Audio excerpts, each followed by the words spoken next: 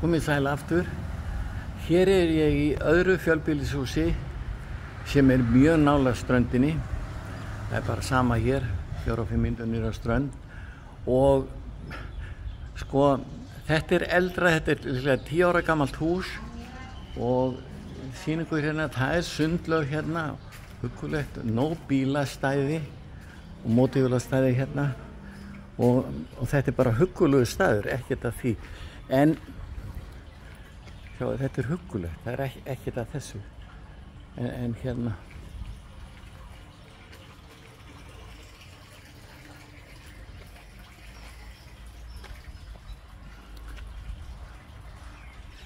það 8 hæða blokkir. Það stundum til íbúðir sölu hérna með framhliðinni, þá horfur bara beint yfir bryggjurnar á hana. Mér finnst það æðisgengi útsýni. En eins og ég hef sagt ykkur áður að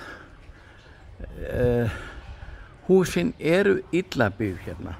Þannig að á 10 ára gömul blokk, það komið viðhald. Þannig að það ekki hægt að bera saman íbúðina sem ég var að taka handa ykkur áðan sem flunkunýtt og huggulegt allt.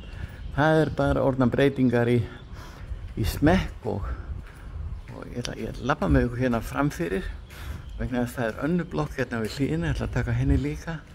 Mér finnst hún aðeins huggulegur, hún kannski aðeins nýri.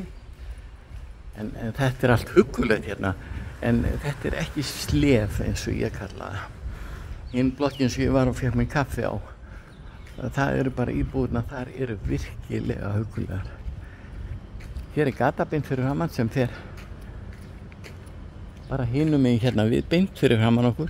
Ég læt alltaf klippa mig hérna, fýtt klippar, það hlægir 150 baht. Sko, taka hérna upp á móti, sjáið. Og hinu við hliðina, hún nýrri. Ég ætla að labba þá líka. Ég ætla að labba með okkur.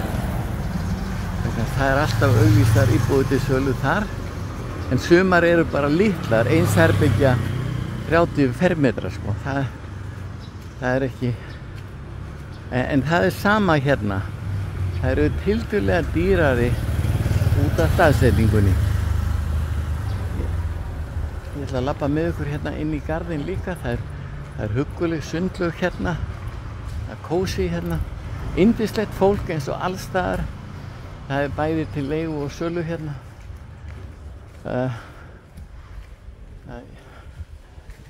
Það bílastæði yfirleitt, ég sé þau bara sjaldan full. Þannig að ég veit að það útlendingar hér, bæði Svíar og Danir sem íbúðir hérna. Og